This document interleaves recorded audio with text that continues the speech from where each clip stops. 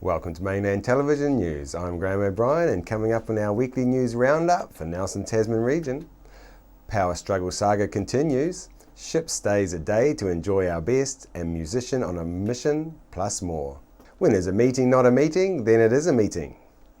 When 160 Grey Power Associate members chose to ignore the cancellation notice given by the Nelson Grey Power Management Committee this week, to arrive at the Nelson Suburban Club at 5 p.m. Thursday afternoon to attend the cancelled meeting.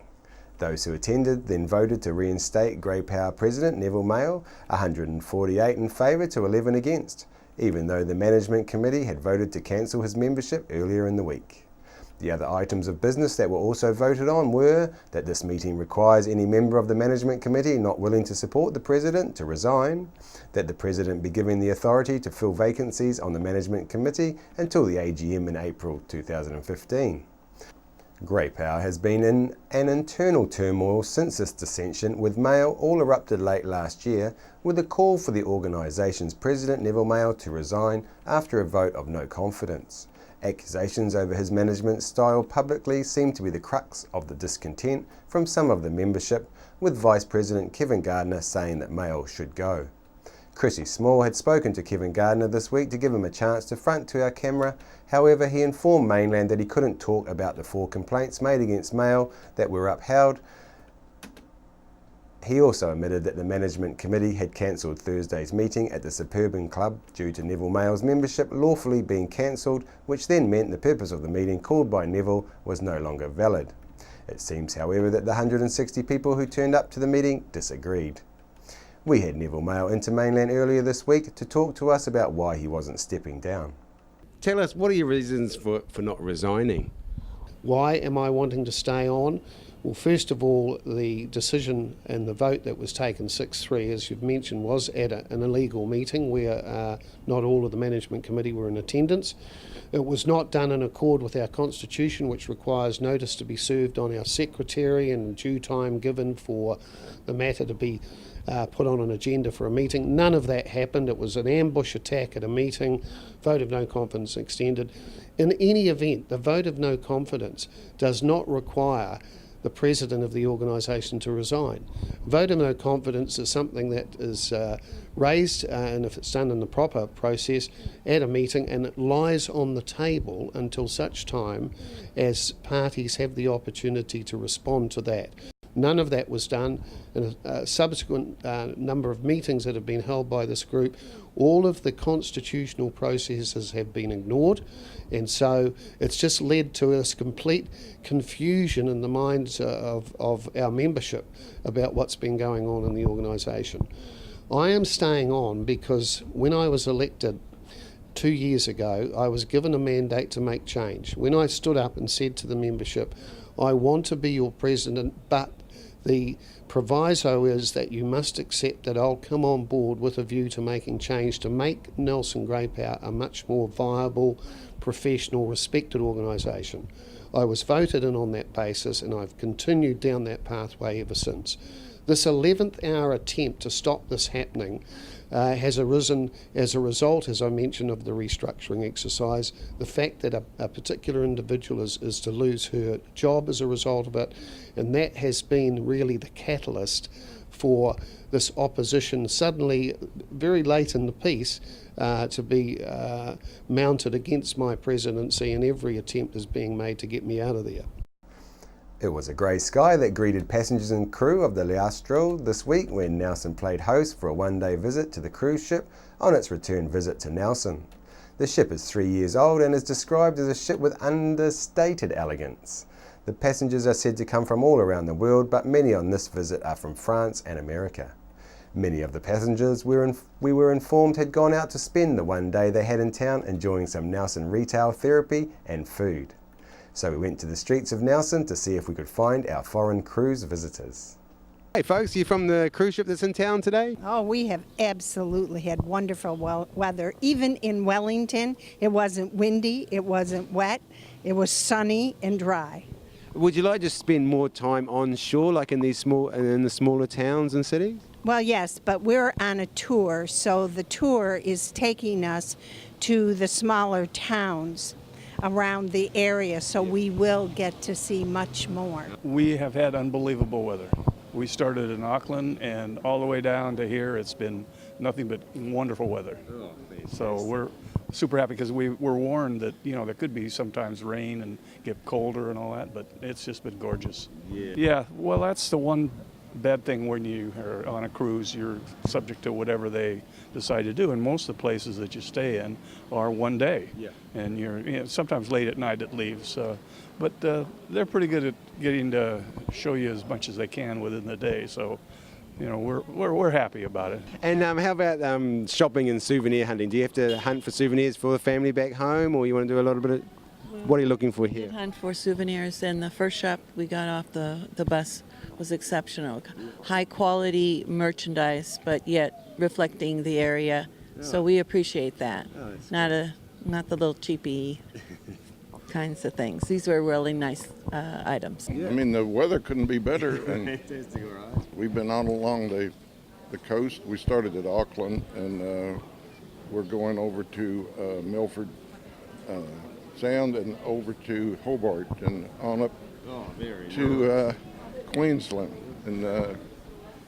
And there's nothing bad to say. The people are delightful. Everything's nice and clean. And we love it so far. We love the weather, the sunshine. We saw Queen's Garden, and that was beautiful. Very nice. And do you think you'll come back after having a look at these places? Who knows? It's a big world, and I have a lot to see. Oh, nice one, yeah. It's beautiful country, just beautiful. Well, I had worked in Australia for a while, so I had been there before, but I've only been through New Zealand. And I'm blown away by New Zealand. I just love it. And yeah, I haven't been to any place I wouldn't like to come back again if I had a choice. I love the people are great, and it's a beautiful. It's kind of like what the U.S. might have been.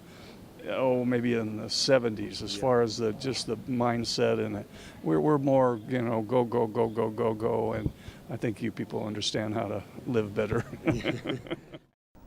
The need for speed is important for one young Nelson girl who has just been chosen to represent New Zealand and Australia in the Oceania Speed Skating Champs in April.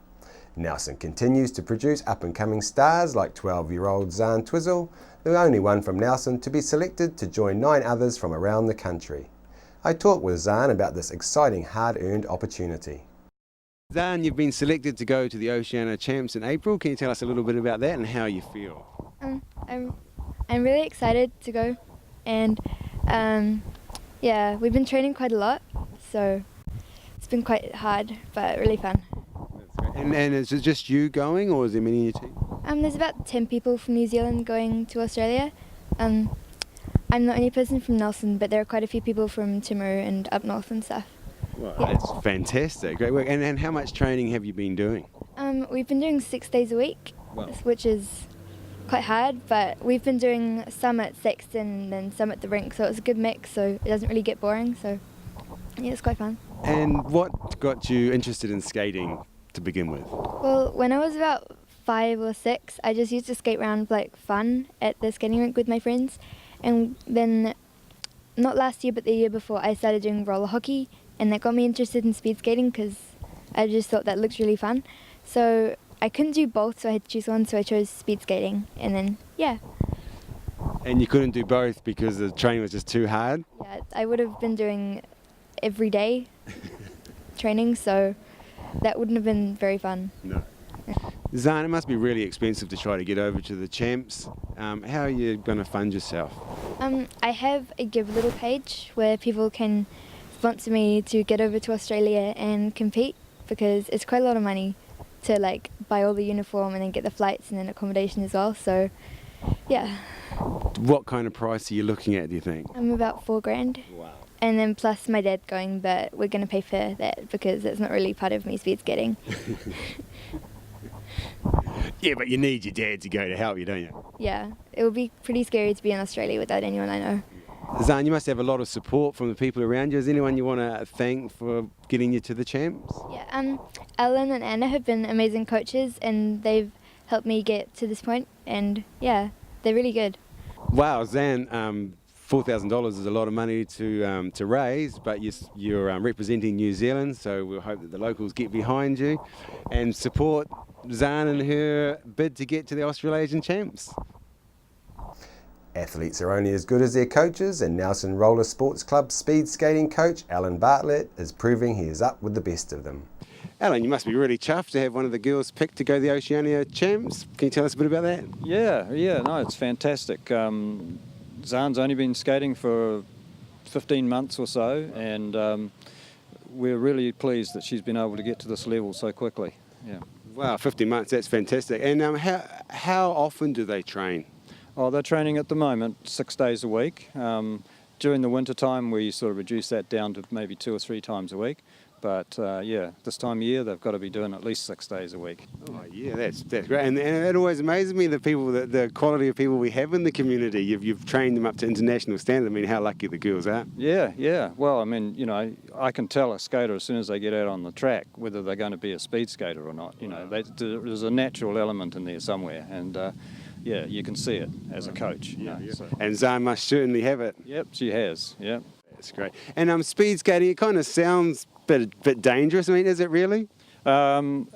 Essentially not. It's meant to be a non-contact sport, so there's no sort of argy-bargy going on.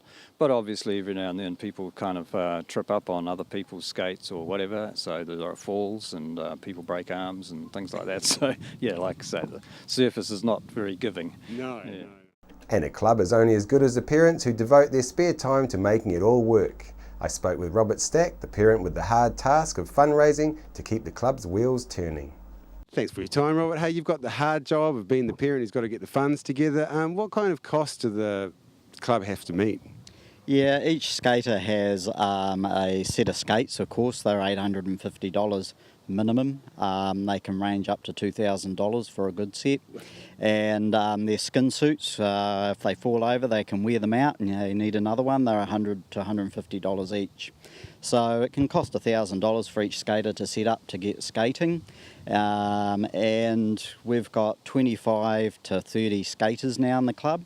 So that's $25,000 to $30,000 worth of gear. So my job in the last 12 months has been to get our first group kitted out for nationals. It's been about $12,000 to do that. We've raised $10,500 worth from corporate sponsors. We're a wee bit short just at the moment, but we will get that in due course. The majority of that has just been spent on skates and wheels. Yep. So you've got corporate sponsors. Anything else going on there? Yeah, we have a tour coming up and we're going to have sponsorship for that, and there's prize money for that for the skaters that are competing. There'll be 50 or 60 skaters from all around the country coming in, and we'll be skating in Nelson and Blenheim. So we're really excited about that event. We're looking forward to Zan participating in that as well, as along with all the other Nelson skaters. Yeah, right, and you've got Zan going over to the champs in Australia. Have you got anything in the pipeline specifically for her funding to get her over there? Yeah, her parents and Zan have worked together already this week to set up and get an entry onto the Give a Little page. It's a fundraising page for people that need help. And Zan's cost to compete at Oceania level is going to be approximately $4,000, and our desire is to get behind Zan and help her raise that money and make it not too hard for her to compete. That's sports people within our sport from all around New Zealand and Australia, all competing in one area. There's 24 skaters going from New Zealand, and there'll be a big contingent from Australia and a few other Oceania countries as well. Mainland wishes Zan all the best for her international debut in April. Local Nelson Tasman country musician Ali Cook has just arrived back in town this week after a successful time at the Tamworth Country Music Festival in Australia, where she performed in the New Zealand Country Spectacular at Tamworth, representing New Zealand, and to honour fellow Nelsonian the late Tex Morton at the Country Music Hall of Induction. It's been a while since we've had a catch up on her busy life, so Chrissy Small caught up with Ellie soon after she had landed in Nelson.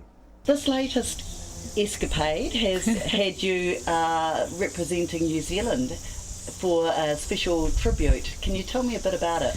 After last Tamworth Country Music Festival, I was contacted and asked to perform the role of Renown this year, which is it's quite an honour. It's sort of something you've got to be invited to do, and it's where a member of Australian country music is inducted every year into the Country Music Hall of Fame, the Australian Country Music Hall of Fame. It's called the Role of Renown concert. And a part of that is that you have to do the song of a former inductee, and you have to do one of your own songs, so you do 2 songs on the evening. And I chose to do a Tex Morton song, because of course Tex Morton is originally from Nelson, and they were pretty pleased about that because he was also the very first inductee of the Australian Country Music Hall of Fame, and he's considered as like the grandfather of Australian country music. So a lot of people like Slim Dusty, etc., that came after him looked up to him. He's very revered in Australia. There's actually a big bronze bust of him in Bicentennial Park, Tuera Bicentennial Park, where a lot of the concerts are held during the Tamworth Country Music Festival week. So I did a song called Mandrake and did Western Line, which is a new song from my album. So I did those 2 songs, and it was really great. Now, one of my favourite songs that I've had the honour to hear is Kimberley. That's a new track on the upcoming album. It's very Australian. You've got the didgeridoo going on there. Now, tell us a bit about your Jimmy Little Foundation. My Jimmy Little Foundation T-shirt. Yeah. Okay, so back in 2 Gympie Music Masters ago, when I was over there, I met Buzz Bidstrup, who's the ex-drummer from Gangajang and the Angels, and he was 13 years Jimmy Little's manager. Jimmy Little's a very well-known Aboriginal performer. He was very loved and did a lot for Aboriginal people over there, and he started the Jimmy Little Foundation, and he passed away a couple of years ago, and Buzz has continued his work. They go out and outreach into Aboriginal communities, and they have the Thumbs Up, Uncle Jimmy Thumbs Up program, which they take music into the schools and they teach kids about good tucker, thumbs up to good tucker, and because the average life expectancy of Aboriginal males is actually 56 years of age. It's really young. They get diabetes. The food's not being, good food's not being eaten. So they're encouraging for them to eat good food, but they're also encouraging the kids to get into school because there's a lot of kids over there that actually aren't in school. Their rules and regulations are slightly different in Australia to ours. Of course, we just couldn't do that in New Zealand. Nice. Yeah, so I'm basically bringing an awareness to Uncle Jimmy's, to the Uncle Jimmy Thumbs Up program and to the Jimmy Little Foundation. So I'm just donating some time to help promote the work that they do, and then there are people physically getting out into the communities and doing that work, doctors and people who work with difficult children, drug and alcohol counselling, good nutrition and all that sort of stuff. So it's just to bring awareness to get the funding going. And right. Is there a website people can check it out on? Yeah, if they go to jlf.com.au, I think it is, so I'll have to double check that, but yeah, so just Google Jimmy Little Foundation and go and have a look at what they do. They're doing a really fabulous job in a very needed area, and Australia's been really good to me with my music. And the Kimberley is an area that I've been to twice in the last 2 years, and the problem is pretty full on up there. Heated winds from the ancient northern land. Did God cast his hand on the red sand? Many stories from the oldest, deepest hearts, blown in from the Joseph Bonaparte.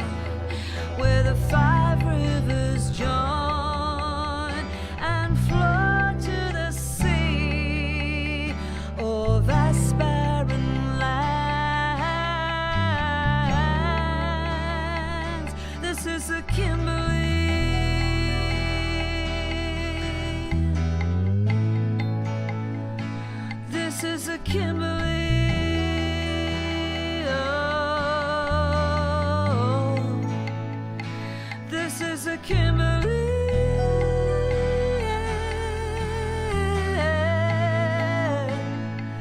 This is a Kimberly.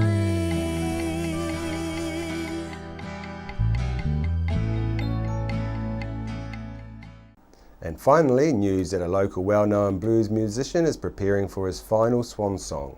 Motueka-based bluesman Ralph Bennett Eads has been on the road for the last time as he has been forced to hang up his guitar after being told by doctors this month that he won't be long for this world.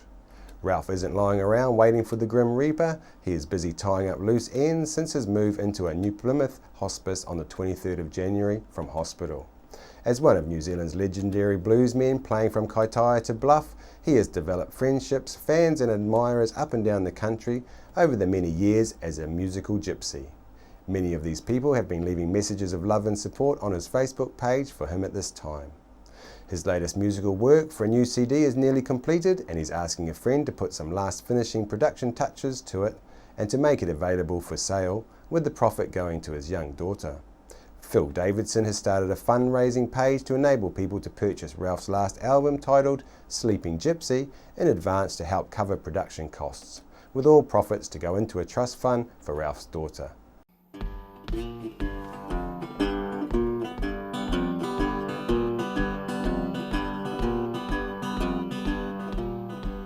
Sign on the road, someone once read, standing alone, this is what it said, wandering star. My good friend, Ralph Bennett Eads, is seriously ill in hospital and he's not expected to make it. He's facing the end with courage and humour and he's being pretty fantastic overall, but the fact of the matter is we have to get used to a world without Ralph. Anyway, Ralph has on his laptop, he has a whole album that is almost finished. It just needs a bit of tidying up and sorting out, and basically it's all done. And so this Pledge Me project is to get that album out into the world, to make so that Ralph's music doesn't have to die with him. Ralph's music can carry on, and that's the point of this Pledge Me project. So how it works is you pledge to buy a copy of the CD or even several copies and give them away to your friends, and then I'll make the required number. I've mastered most of Ralph's albums in the last few years, so I know what he wants, and we'll do a nice cover design for it, probably with that picture of him and Gracie, and then the profit goes to Gracie, goes into a trust account that Ralph set up for Gracie, so it's all going for a good cause. So Ralph wants us to celebrate his passing. What's a better way to celebrate it with a CD of good tunes? You just can't stop, wandering stop, wandering stop. The road is your home, the road is your home, the road is your home, the road is your home.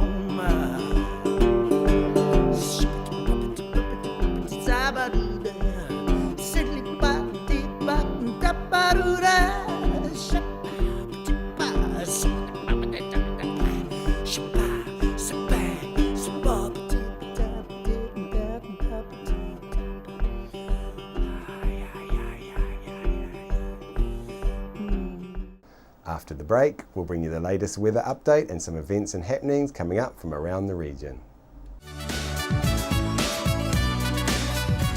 Hi, I'm John McMillan at the Nelson Power Tool Centre. We have great prices on all the top quality brands of power tool. Tools and equipment at our showroom, 146 Tahunani Drive in Nelson. The Nelson Power Tool Centre, the specialists that stand behind and service what we sell. Social networking is all the rage on the internet, and millions of people all over the world visit one of the many social media sites every day, like Facebook, Twitter, and Instagram. A new social network that allows you to get paid for posting pictures. This platform brings e-commerce and social media together in one place and makes it possible to make money by sharing your content online. The system is very simple to use, whether you log into the website or use the mobile app. How does it work? The website works very much like any other social media with a twist. You can earn money from the content you share. You can increase the opportunity of making additional income by connecting your other social media sites like Facebook, Twitter, and Instagram. All you need to do is learn 3 simple steps. Snap it, tag it, and share it. Sign up today, http://kiwi1.igrowtour.com. O2B Healthy. Lifestyle, diet and exercise, complemented with quality supplements, can provide you the insurance vital for your natural health and well-being. With over 10 years professional experience making some of New Zealand's most trusted nutritional supplement brands, visit the O2B Healthy factory outlet in Wakatu Industrial Estate. Over 200 supplements to choose from, free on-site parking, no middleman. O2B Healthy. Caring for you naturally. We're the team at JCar, right here in Nelson, 120 Hardy Street.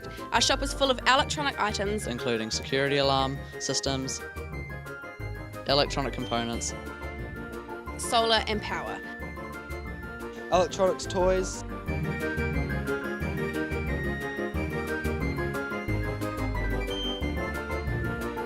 sound systems, cables, and much, much more. JCar. 120 Hardy Street, Nelson. From small cars to trucks to commercial vehicles, we have all the leading brands of tyres, including Bridgestone. A local professional qualified team serve the entire region 24/7. Tasman Tyre Treads, serving Richmond, Motueka and Golden Bay.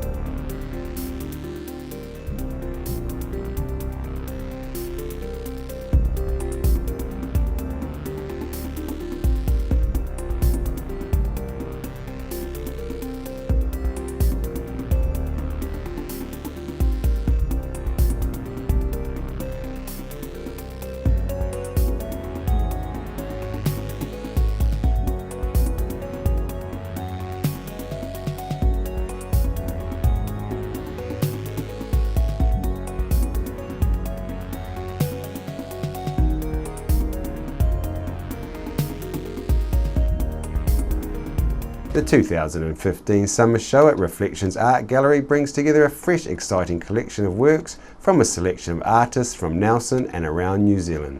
Some of the artists include Craig Potton, Katie Gold, Lloyd Harwood, amongst many others. The Summer Show will run from the 13th of January to the 6th of March at the Reflections Art Gallery at the WOW and Classic Cars Museum. They're open daily 10 to 5, and to top off this great event, it's free to visit. 360 Plus is on Tuesdays at 1:30 through to 3:30 p.m. at 238 Upper Vanguard Street. You can join in for cards, games and a cuppa. For more information you can contact Jan on 546 9057 or 027 4577 955. You can find more of our news on Mainland TV Channel 1 at 5:30 p.m, 6:30 p.m, 7:30 p.m and 11 p.m. Also at other times on Mainland Channel 2 and Mainland Channel 3. You can find our TV guide online at www.7-media.net. Sit and Be Fit is on at the Victory Community Centre Tuesdays and Thursdays at 10 a.m. at the Victory Community Church, 238 Upper Vanguard Street. School terms only. Fun while you get fitter, work at your level. For more information, please contact Shirley on 547 1433 or 021 121 8023. On behalf of the team here at Mainland Television News, thank you for joining us, and we'll bring you the latest news and events from around the region again tomorrow.